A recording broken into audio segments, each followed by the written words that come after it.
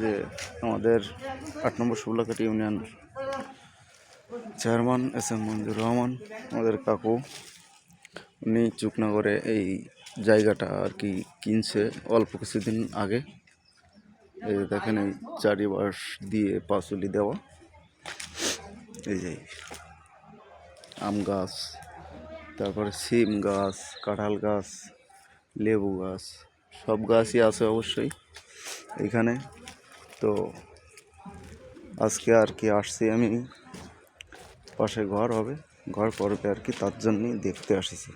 তো এই জায়গায় এসে দেখতেছি যে অনেকগুলো গাছ, এই যে কাঁঠাল গাছ লাগাইছে কাকু, এটা হচ্ছে বেল গাছ,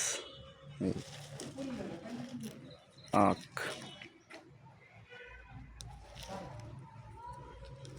কাঁঠাল গাছ, সবেদা গাছ।